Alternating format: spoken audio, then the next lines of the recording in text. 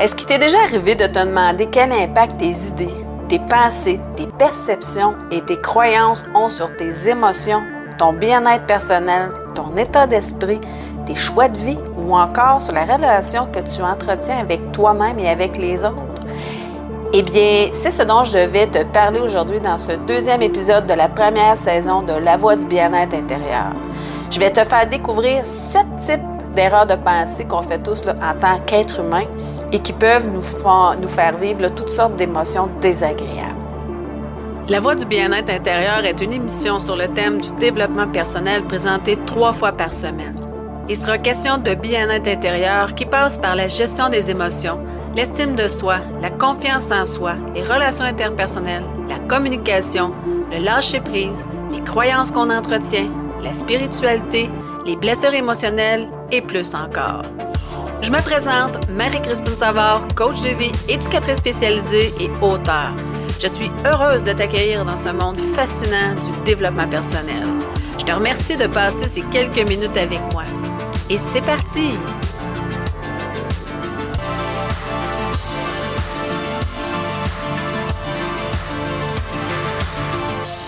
Allô, j'espère que tu vas bien. Est-ce que ça t'est déjà arrivé de t'arrêter puis de penser à quel impact tes pensées, tes perceptions puis tes croyances ont sur tes émotions, ton état intérieur, tes choix de vie, la relation que tu entretiens avec toi puis avec les autres? Je vais être honnête avec toi, moi, j'y avais jamais pensé jusqu'à ce que je découvre l'approche émotivo-rationnelle ou l'approche cognitivo-comportementale dans ma technique en éducation spécialisée. En fait, il me paraît difficile, même voire même impossible de penser à quelque chose qu'on ne connaît pas. Hein?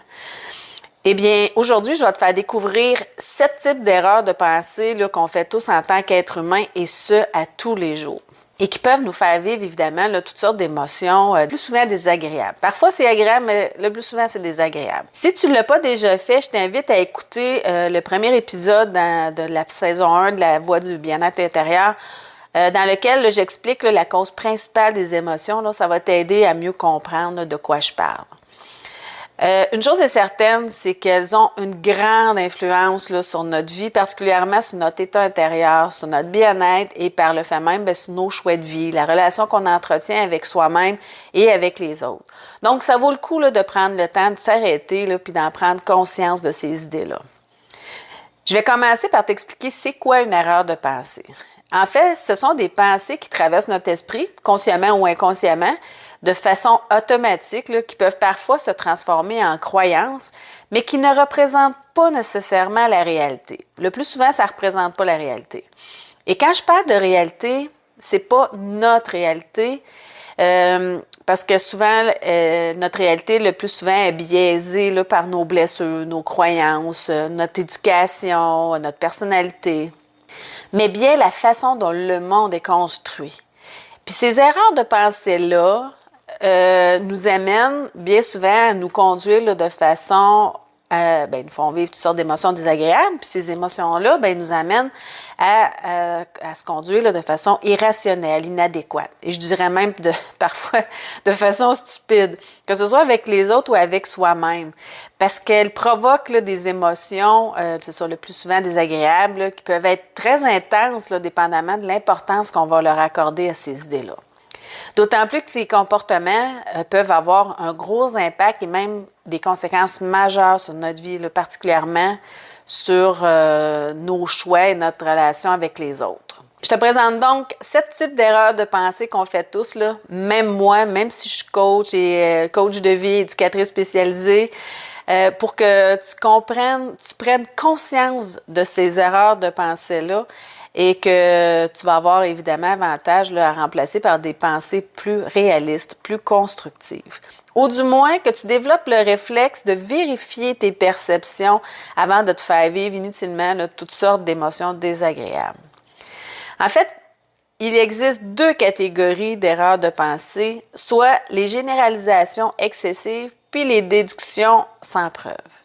La première catégorie, les généralisations excessives, comme le nom l'indique, ce sont des pensées, des idées qu'on généralise de façon exagérée, de façon excessive. C'est quand on se base sur un seul élément là, qu'on le transpose à tous les autres éléments. Tu vas comprendre là, quand je vais te parler là, des différents types là, de cette catégorie-là, puis que je vais donner là, des exemples. Le premier type de généralisation excessive, bien, c'est la pensée tout ou rien. Là, je suis sûre que tu vas probablement te reconnaître dans celle-là beaucoup, beaucoup, beaucoup. C'est lorsqu'on ne voit pas les zones grises. C'est noir ou c'est blanc. Les choses sont divisées en deux seules catégories, sont bonnes ou sont mauvaises. Par exemple, j'ai échoué à un examen, alors ben là, j'abandonne le cours au complet, le programme au complet, parce que dans ma tête, je vais tous les échouer.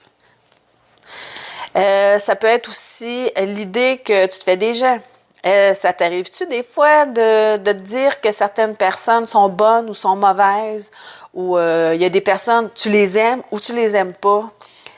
Il n'y a pas de zone grise, hein? Il n'y a aucune nuance dans les sentiments qu'une personne peut ressentir par rapport aux gens. Soit elles aiment, soit elles n'aiment pas. Un autre exemple que je vois souvent et que j'avais tendance à faire avant, c'est qu'il arrive un pépin dans la journée et toute la journée là, est fichue. Comme par exemple, ben, tu renverses ton café sur toi le matin et ça vient tout là, scraper ta journée. C'est comme si ce seul pépin, cette seule situation là, fâcheuse là, déteignait là, sur toute la journée au complet. Et je suis certaine que ça t'est déjà arrivé, peut-être que ça t'arrive régulièrement. À vous. Le deuxième type d'erreur de pensée, c'est le rejet du positif. C'est lorsqu'on rejette toutes les expériences positives en se disant qu'elles ne comptent pas. Par exemple, lorsqu'on ne voit pas là, ce qu'on fait de bon, mais seulement ce qu'on fait de mauvais, en se disant que ce qu'on fait de bon, ben, c'est pas assez important là, pour compenser pour tout ce qu'on fait de mauvais. Plus concrètement, ça pourrait être une mère là, qui ne voit pas qui voit juste là, lorsqu'elle réprimande son enfant. Mais elle ne voit pas là, tout ce qu'elle fait là, pour lui à tous les jours, en le faisant manger, en l'habillant, en le lavant, en le cajolant, en le bordant au coucher, etc. Ça peut être aussi juste d'être capable de recevoir un compliment. J'ai déjà vu des jeunes avec lesquels je travaillais en centre de réadaptation se désorganiser littéralement parce qu'on leur disait qu'ils avaient fait des progrès ou qu'on leur reflétait là, leur force et leur capacité. C'est quand même incroyable. Là.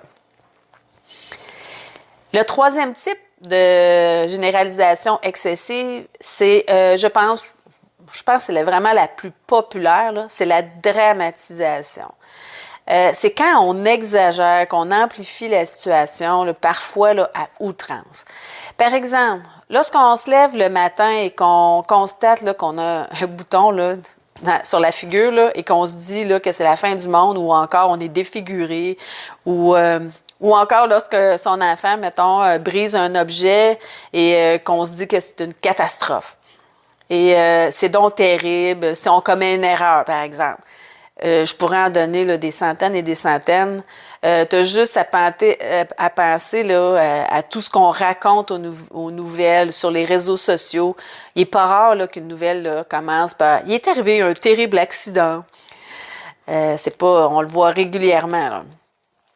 Dès que tu utilises des termes comme « terrible »,« catastrophique »,« l'enfer »,« horrible », ben, disons que c'est un très bon indice là, que tu es en train de dramatiser ou que tu es dans l'exagération.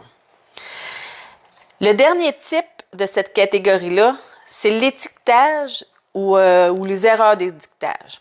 C'est lorsqu'on juge une personne ou qu'on étiquette une personne par un seul comportement.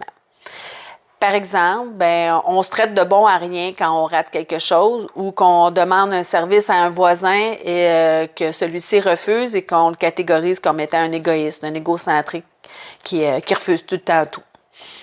Un autre exemple, ben, c'est une personne qui commet un vol. On dit que c'est un voleur, une voleuse, comme si la personne ne possédait pas aucune autre caractéristique.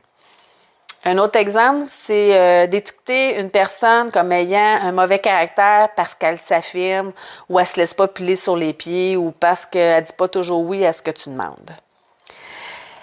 Dans la deuxième catégorie, qui est les déductions sans preuve, c'est quand on fait une déduction en se basant sur notre façon de voir les choses et non sur la réalité ou sur les faits. Tu vas comprendre, il y en a trois, là, trois types dans cette catégorie-là. Tu vas voir, tu vas comprendre quand je vais te donner des exemples. Le premier type de pensée de cette catégorie-là, c'est la personnalisation. C'est quand on se considère responsable d'un événement fâcheux, d'un accident par exemple, alors que c'est pas le cas. Ou qu'on surestime la relation entre un événement et soi-même. Par exemple, un enfant qui se sent responsable, puis ça arrive très, très, très fréquemment, qu'un enfant se sente responsable du divorce de ses parents en s'imaginant que c'est de sa faute. Ou encore, lorsqu'on s'imagine là, qu'on aurait pu faire plus lorsqu'on est témoin, mettons, d'un accident, parce qu'on se dit là, qu'on aurait pu être plus attentif, alors qu'on ne pouvait pas rien faire de plus. Ce qui est arrivé, puis c'est tout. C'est comme ça. Ça peut être aussi de se sentir responsable de la réaction de l'autre. Par exemple, on a un conflit avec quelqu'un, avec une personne, puis la personne a réagi là, vraiment là, de façon disproportionnée, puis on a l'impression que c'est de notre faute. Lorsqu'il y en a un conflit avec une personne, la seule responsabilité qu'on a, c'est dans la façon de nommer les choses, mais aucunement dans la réaction de l'autre. Ça, c'est important de le retenir. La deuxième catégorie là, des déductions sans preuve, c'est la conclusion hâtive. Ça m'arrive régulièrement d'adopter cette erreur de pensée-là. C'est lorsqu'on fait une conclusion négative sans avoir tous les éléments pour expliquer le comportement ou l'événement. Par exemple, quand on s'imagine qu'une personne est ivre, qu'elle est en train de faire une crise, alors qu'elle est en train de faire une crise de diabète parce qu'elle marche tout croche, parle anormalement, ou encore, mettons, disons qu'on rencontre une personne et qu'elle ne nous salue pas. On s'imagine qu'elle est fâchée contre nous, qu'elle nous aime plus, alors que peut-être qu'elle est juste dans la lune ou elle est préoccupée là, par certains problèmes là, qu'elle vit présentement. Souvent, je l'observe chez les gens là, aussi là, qui s'attendent à avoir une réponse instantanée, peut-être que c'est ton cas aussi, à leur texto, hein, ou lorsqu'elle téléphone à quelqu'un. Si la personne ne répond pas dans la seconde au texto, aussitôt, là, il y a des scénarios catastrophes qui commencent. Alors que la personne n'a peut-être juste pas entendu le téléphone ou elle n'a pas entendu ton texto ou qu'elle est occupée et elle ne peut pas répondre. Ça, je l'observe très, très, très souvent. Il y a des jeunes avec lesquels je travaillais en centre, ils téléphonaient à leurs parents, puis si le parent répondait pas, tout de suite, c'est ça, il est malade, il est à l'hôpital, peut-être qu'il est mort. Là, les scénarios commençaient. Là, je disais, la personne, elle a le droit là, de sortir de la maison pour faire autre chose que d'être à côté de son téléphone. Mais c'était très cocasse quand même. Un autre exemple, ce serait que quand le téléphone sonne à 3 heures du matin, hein, instinctivement, à quoi qu'on pense? On pense immédiatement que c'est une mauvaise nouvelle, alors que ça peut être juste un faux numéro. Mais la première idée qui va nous passer par la tête, ça y est, qui est mort, qui a eu un accident. Le dernier type de cette catégorie des déductions sans preuve, c'est les raisonnements émotifs. Et là, je sais que si tu es une femme qui m'écoute présentement, il y a plusieurs femmes qui vont se reconnaître. C'est lorsqu'on s'exprime ou qu'on prend une décision là, sous le coup de l'émotion. Par exemple, prendre une décision sous le coup de la colère. Ou encore, un matin, on se réveille, on ne se sent pas désirable, particulièrement quand on est dans notre semaine. Hein? Nous, les femmes, quand on est dans notre semaine, c'est pas dans cette période-là qu'on se sent le plus désirable. Alors, parce que nous, on ne se sent pas désirable, on en conclut qu'on n'est pas désirable. Ce qui arrive souvent, là, comme je disais, là, quand on a nos règles. Comme tu peux le constater, on fait tous des erreurs de pensée. Je suis persuadée que tu t'es reconnu dans une ou plusieurs catégories là, d'erreurs de pensée. Puis on fait ça tous les jours. C'est donc important d'en prendre conscience et d'aller vérifier ses perceptions quand c'est possible, d'aller chercher des informations auprès des bonnes personnes pour éviter de se faire vivre là, toutes sortes d'émotions désagréables là, qui peuvent nous amener à nous conduire là, parfois de façon stupide et ridicule. Il faire des mauvais choix aussi, hein? Et surtout, là, avoir un impact majeur là, sur la relation qu'on entretient avec soi-même et avec les autres. Je te rappelle qu'il existe 2 catégories d'erreurs de pensée, soit les généralisations excessives et les déductions sans preuve. Parmi les généralisations excessives, il y a la pensée tout ou rien, le rejet du positif, la dramatisation et les erreurs d'étiquetage. Et parmi les déductions sans preuve, il y a la personnalisation, la conclusion hâtive et les raisonnements émotifs. Si on prend garde à ces erreurs de pensée-là, on va se faire vivre beaucoup moins d'émotions désagréables. On va réagir plus adéquatement, de façon plus constructive avec nous et avec notre entourage. On va être plus en mesure de faire des bons choix, ce qui aura un impact majeur et positif sur notre vie en général. Et voilà, tu es maintenant plus outillé pour observer plus attentivement tes pensées afin de prendre conscience des erreurs de pensée que tu fais.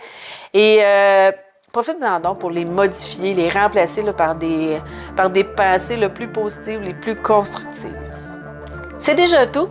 Dans le 3e épisode de la première saison de La Voix du bien-être intérieur, je vais te parler de 4 façons de réagir, que l'être humain a de réagir face à ses émotions, qu'elles soient agréables ou pas. C'est un rendez-vous. Sur ce, je te souhaite une excellente journée.